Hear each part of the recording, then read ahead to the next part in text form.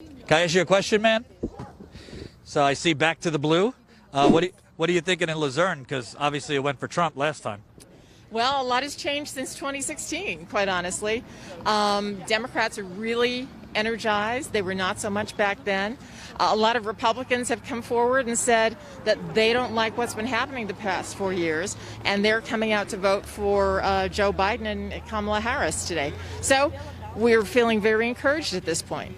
What about Philadelphia? Because there's been a little kind of chatter that there might be less enthusiasm there among Black and Latino voters. Well, I don't really know about Philadelphia because this is, our area. I can tell you among the African American and the Latinx communities here in Luzerne County, a lot of enthusiasm. We just came from Hazleton.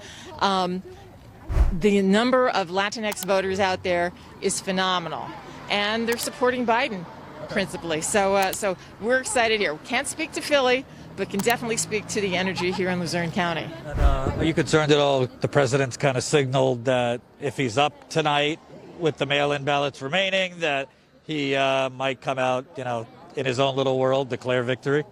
Well, you know what? I've been worried about that for a while because he has been signaling that for quite a while. The thing that I think all Americans have to understand, it was only with the television age that we started this concept of election night results.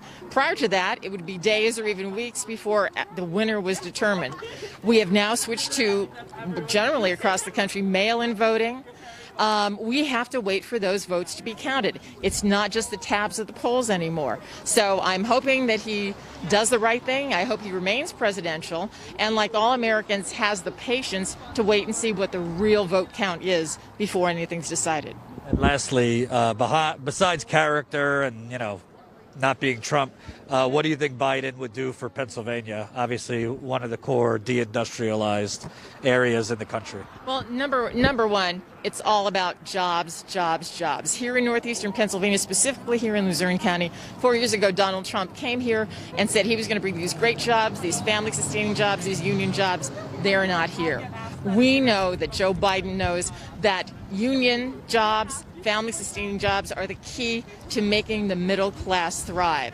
And they're very important here to us. We have older voters here really concerned about their Social Security, really concerned about their Medicaid. They're voting for that, and they're looking to him for help.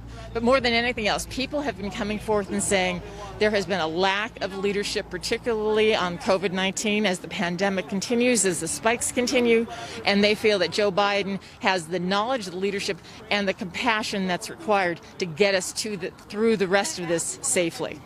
Any specifics on what Biden would do, or just it just seems like jobs have been offshored for 30, 40 years, partly because of NAFTA and those things. I haven't heard much in the way of specifics to bring those jobs, factories reopening, jobs. Well, it's getting back to made in America, and instead of offshoring everything else, trying to bring jobs back to America at living wages, family-sustaining wages, where somebody can get a mortgage on a house, put food on the table, and live a comfortable life. That's what the American dream is all about. That's what Joe Biden is fighting for. Thank you very much. Appreciate it. Hope you enjoyed that last video. Hop on over to statuscoup.com where you can sign up for our email list and become a member for as low as $5 to $10 a month. Membership is how we grow. That's statuscoup.com/join. And remember, join our email list so we can grow the revolution with you.